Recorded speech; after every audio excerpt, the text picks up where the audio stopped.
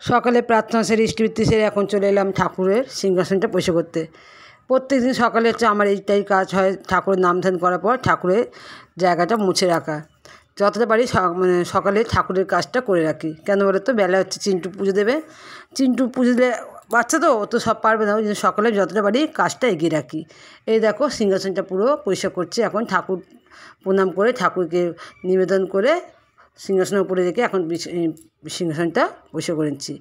আর সিংহাসনটা না আমি রং করেছিলাম সাদা রং দিয়ে, তা ভাবছি এবছর পুজোতে আবার একটা রং কিনে সুন্দর করে আবার রং সিংহাসনটা রং করব।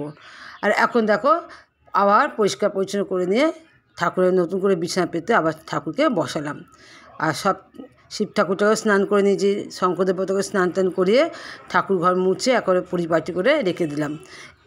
তো বন্ধুরা, এখন থেকে আমি তোমাদের কাছে নতুন একটা ভিডিও নিয়ে চলে এলাম। আর মমতা চিন্টু ব্লগে সবাইকে স্বাগতম জানালাম।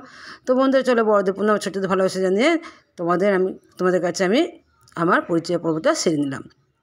তো বন্ধুরা নিশ্চয়ই আশা করি ভালো আছো, আমি খুব ভালো আছি তোমাদের আশীর্বাদে, বাবা মার আশীর্বাদে, আমার ঠাকুরের আশীর্বাদে। তো চলো আবার প্রত্যেক দিনের সংসারে যে কাজগুলো থাকে সেগুলো করব। তো কতগুলো জামা প্যান্ট ছিল দলা মজলা হয়ে পড়ে, তো সেগুলো এখন ভাবছি ভাঁজ করব। ভাঁজ করতে গিয়ে দেখলাম ভিজে, সেগুলো একটু আবার ভাঁজ করে জানালার মধ্যে রেখে দিলাম। তো চলো আবার একটু বেলার দিকে চলে এলাম। সকালে কিন্তু সেই রকমভাবে কোনো জলখাবার হয়নি, চা আর বিস্কুট, তাই তোমার সঙ্গে শেয়ার করলাম না। আর এখন দেখো একটু সবজি কিনতে বেরোচ্ছি, তো তোমার দাদাও দেখি আছে, তোমার দাদা করলে তাহলে চলো দুজন মিলে একবারে সবজি কিনি। এই যে সবজিওয়ালা দাদা, তো এনার কাছে একটু সবজি কিনে দেবো। আর তোমার দাদা তো এসেই পানি ফল খেতে আরম্ভ করছে। তবে সবজিওয়ালাগুলোর সঙ্গে তোমার দাদার খুবই পরিচয় হয়ে গেছে, ওরাও খুব ভালোবাসে। আর আমি তো ঘেমে স্নান হচ্ছি অনবরত, এত ঘামছি, গরম প্রচুর। বাঁধাকপি দিও না, বাঁধাকপি দিও না, না আমার বাঁধাকপিটা পছন্দ না। ও দাদা বাঁধাকপিটা দিও না, দিও না, দিও না প্লিজ প্লিজ প্লিজ, না বাঁধাকপিটা দিও না, বাঁধাকপিটা না, বাঁধাকপিটা পছন্দ না, না না বাঁধাকপিটা নেবই না, বাঁধাকপিটা পছন্দই না, বাঁধাকপিটা পছন্দই না, আমার ভালো লাগে না এই বাঁধাকপিটার সময়টা একদম। আগে না, আগে দিও না, 80 টাকা 80 টাকা, আর দিও না, 80 টাকা 20 টাকা দিয়ে রাখো, আমি 20 টাকা লাগবে, 80 টাকা দিয়ে দাও।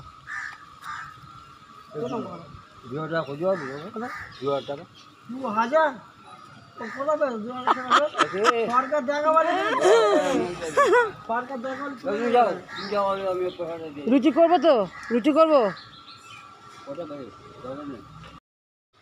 তো চলো সবজি কিনে, তোমার দাদা তো সবজির সঙ্গে প্রচণ্ড ইয়ার্কি ঠাট্টা আরম্ভ করে দিয়েছে। আসলে আমরা তো এনাদের কাছে রেগুলার সবজি নিই, তাই চেনা পরিচয় হয়ে গেছে। আর এখন দেখো আমি চলে এলাম ঘরে গোলা রুটি করতে। অনেকটাই বেলা হয়ে গেছে, সকালের সময় জলখাবার খাওয়া হয়নি বললাম না, তো খিদেও পেয়ে গেছে, আমারও পেয়ে গেছে, চিন্টু পেয়ে গেছে, আর তোমার দাদারও পেয়ে গেছে। যেহেতু রবিবার তোমার দাদা ছুটি বাড়িতে আছে, তো তোমার দাদা বললো তাহলে একটু গোলা রুটি করে নাও। তো আমি গোলা রুটি করে আমি খেয়েও নিয়েছি, তোমার দাদা খেয়েছি, সবাই খেয়ে নিয়েছি আমরা। তো খাওয়ার পর একটু মনে হলো চা খাই। আসলে কি তোমার দাদা চা খেতে ভালোবাসে, আর আমি হলো তো একটু চা করি। আর চায়ের নেশাটা আমি আগের ভিডিওতে বলেছিলাম, আমার চায়ের নেশা নেই, কিন্তু আগের সময় হচ্ছে বেলা হলো কিন্তু আমি চাটা খেতে ভালোবাসি। তো তোমার দাদা চা করছে, আর এদিকে চিন্টু কী করছে দেখি। ট্যাংরা মাছ ধরছিস, ট্যাংরা মাছ ধরছিস? হ্যাঁ, আমি তাহলে তুই ঘুমাচ্ছিস, তুই ঘুমাচ্ছিস আমি দেখলাম। তো তোমরা দেখতে পেলে চিন্টু পড়তে বসে একটু ঘুমিয়ে পড়েছিল, তো আমি আবার একটু বকা দিলাম, দিয়ে আবার চলে এলাম। এসে আমি রান্না করতে বসে গেলাম। স্নান টান করে নিচ্ছি, কিন্তু স্নান করলেও কিন্তু কোনো শান্তি নেই বন্ধুরা, প্রচুর গরম, এত বিভৎস একটা গরম তো ঠিক আছে, বিভৎস একটা গরম, সেকেন্ডে মনে হচ্ছে আমার যেন দম আটকে আসছে। তো চলো রান্নাটা বসে এখন চলে এলাম একটু বিছানার মধ্যে। আসলে আমার তো এই ঘরে পাখাটা এখনও লাগানো হয়নি, তো আমি বিছানার মধ্যে এসে একটু বসলাম। আর এই ঘরটা না আমার সবসময় কিন্তু আসতে ইচ্ছে করে না, সবসময় ঠিক আছে। তো রান্নাবান্না করে নিই। আর তার আগে বলে নিই, চিন্টু তোমাকে গাটা মুছেছিল, গা হাত পাগুলো মুছে দিল, ও কিন্তু প্রায় আমার এভাবে খেয়ালটা রাখে। আমি রান্না করতে তো ঘেমে গেলে কিন্তু আমার গা হাত পাগুলো মুছে দেয়। যে রান্না হয়ে গেছে, রান্না হয়ে যাওয়ার পর আমি এখন ওদের খেতে দিচ্ছি। আমি কিন্তু এখন খাবো না, আমি পরে খাবো, কারণ অনেক কাজ বাকি আছে। ওদের খেতে দিয়ে চলে এলাম আমি আমার কাজে। দেখবে ঘরের মেয়েরা কিন্তু ঘরের কাজগুলো ফেলে রেখে কিন্তু খেতে পারে না, তারা পরিপাটি করে তবে কিন্তু খেতে বসে। আর এতটাই গরম, তোমার দাদা কিন্তু ঠিক মতো খায়নি, ভাত অনেকটাই নষ্ট করেছে। তো যাক আমি বললাম যে আমি পাখা দিয়ে হাওয়া দিচ্ছি, তুমি খাও, বলে না আমি আর খাবো না, উঠে গেছি যখন আর খাবো না। তো সত্যি বন্ধুরা এতটাই গরম যে অসহ্য লেগে যাচ্ছে।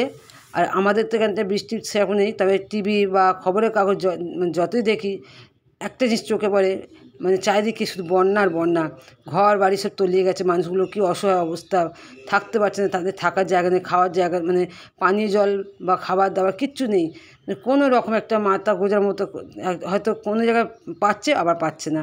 খুব কষ্ট লাগছে এসব দেখে, মানে এতটাই মানুষ কষ্টের মধ্যে রয়েছে।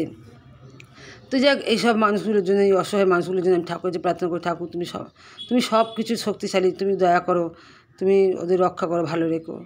যাক, সন্ধ্যে হয়ে এসছে, আমার খাওয়া দাওয়া হয়ে গেছে, আমি সন্ধ্যের সময় একটু ঘর ঝাঁট দিয়ে দিলাম, লাইটগুলো জ্বেলে দিলাম, দিয়ে এই যে জামা কাপড়গুলো মিলেছিলাম এগুলো এখন তুলে নিলাম।